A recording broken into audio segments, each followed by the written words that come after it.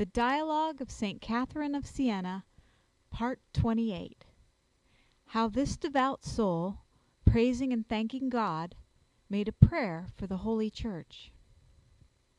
Then this soul, as if inebriated, tormented, and on fire with love, her heart wounded with great bitterness, turned herself to the supreme and eternal goodness, saying, O eternal God, O light above every other light, from whom issues all light, O fire above every fire, because you are the only fire who burns without consuming, and consume all sin and self-love found in the soul, not afflicting her, but fattening her with insatiable love.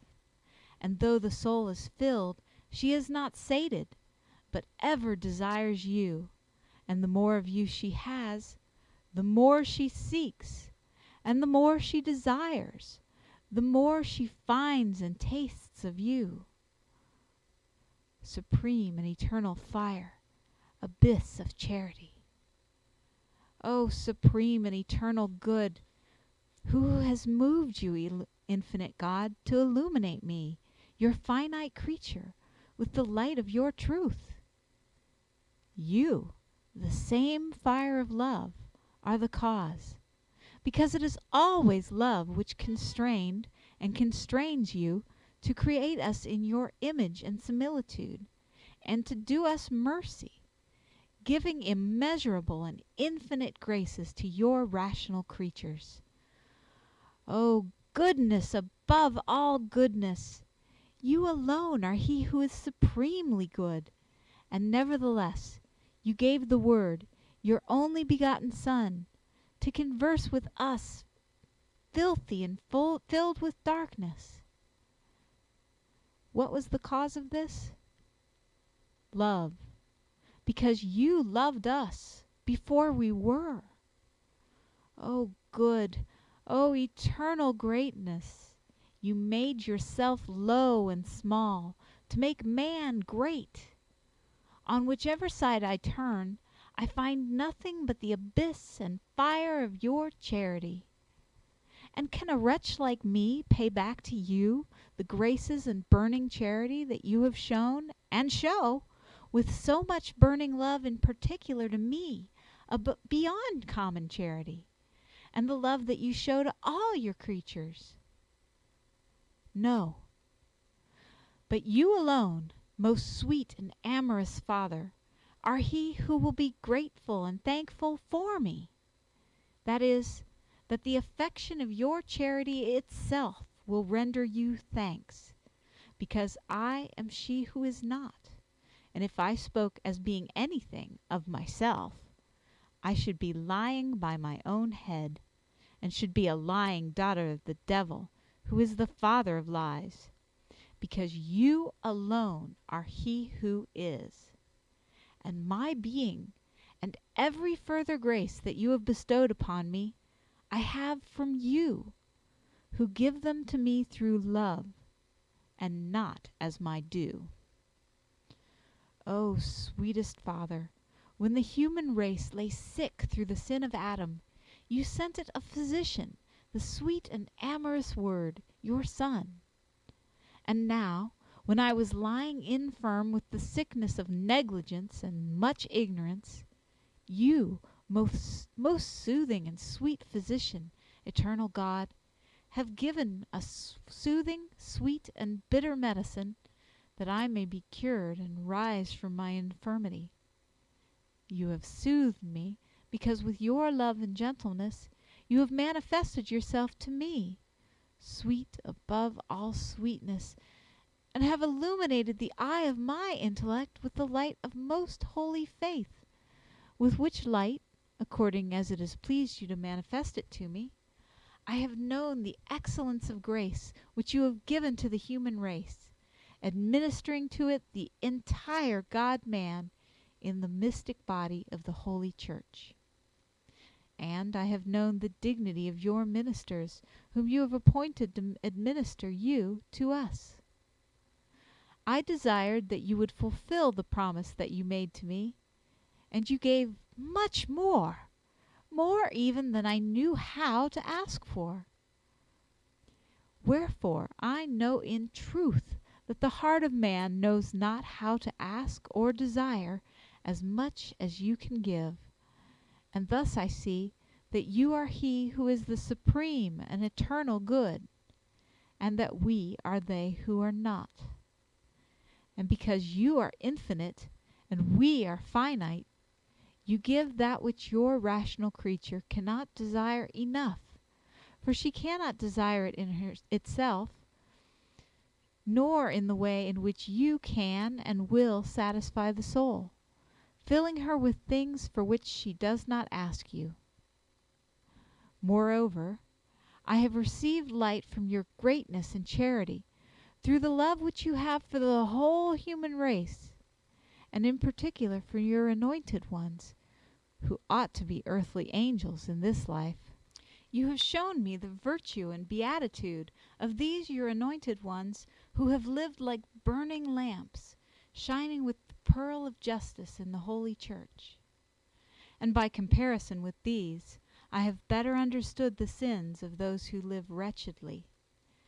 Wherefore I have conceived a very great sorrow at your offense and the harm done to the whole world. For they do harm to the world, being mirrors of sin when they ought to be mirrors of virtue. And because you have manifested and grieved over their iniquities to me, a wretch who am the cause and instrument of many sins, I am plunged into intolerable grief. You, O inestimable love, have manifested this to me, giving me a sweet and bitter medicine, that I might wholly arise out of the infirmity of my ignorance and negligence, and have recourse to you with anxious and solicitous desire, knowing myself and your goodness and the offenses which are committed against you by all sorts of people, so that I might shed a river of tears, drawn from the knowledge of your infinite goodness, over my wretched self and over those who are dead in that they live miserably. Wherefore I do not wish, O eternal Father, ineffable fire of love, that my heart should ever grow weary, or my eyes fail through tears, in desiring your honor and the salvation of souls. But I beg of you, by your grace, that they may be as two streams of water issuing from you, the sea Pacific. Thanks, thanks to you, O Father, for having granted me that which I asked you, and that which I neither knew nor asked. For by thus giving me matter for grief, you have invited me to offer before you sweet, loving, and yearning desires, with humble and continual prayer. Now, I beg of you that you will do mercy to the world and to the Holy Church. I pray you to fulfill that which you caused me to ask you. Alas, what a wretched and sorrowful soul is mine, the cause of all these evils! Do not put off any longer your merciful desires toward the world, but descend and fulfill the desire of your servants. Ah me, you caused them to cry in order to hear their voices. Your truth told us to cry out, and we should be answered, to knock, and it would be opened to us, to beg, and it would be given to us. O eternal Father, your servants do cry out to your mercy. Do you then reply? I know well that mercy is your own attribute, wherefore you cannot destroy it or refuse it to him who asks for it.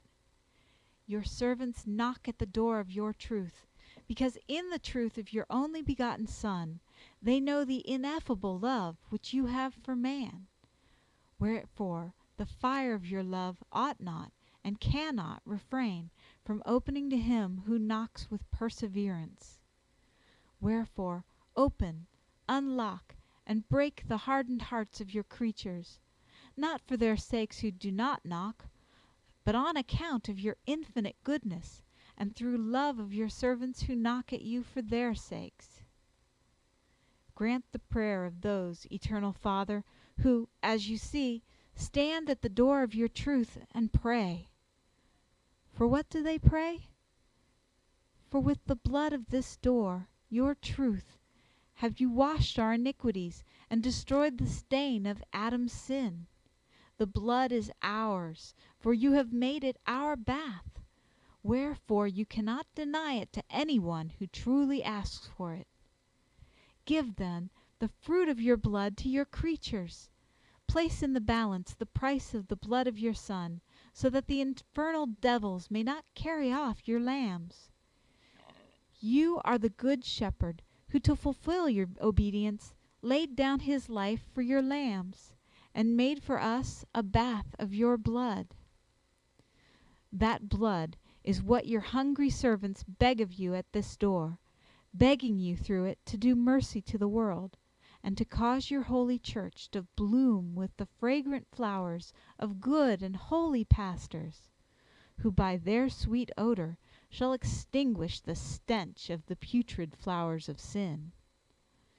You have said, Eternal Father, that through the love which you have for your rational creatures, and the prayers, and the many virtues and labors of your servants, you would do mercy to the world, and reform the Church, and thus give us refreshment. Wherefore, do not delay, but turn the eye of your mercy towards us, for you must first reply to us before we can cry out with the voice of your mercy.